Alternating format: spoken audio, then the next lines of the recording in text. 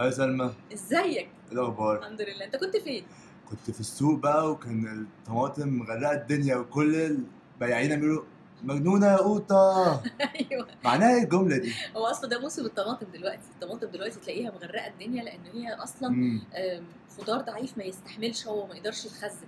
فاول ما بتنزل وتبقى البشاير بتاعتها هله كده فتلاقيها على طول سعرها يضرب في السما، فيقول لك بقى ايه؟ مجنونه يا قوطه. مجنونه يا قوطه. ايوه بالظبط كده. شويه على فكره وهيقولوا مجنونه يا باميه ومجنونه يا ملوخيه، علشان اول بشاير الخضار لما بتنزل بتبقى صعبه كده، بتبقى غاليه قوي.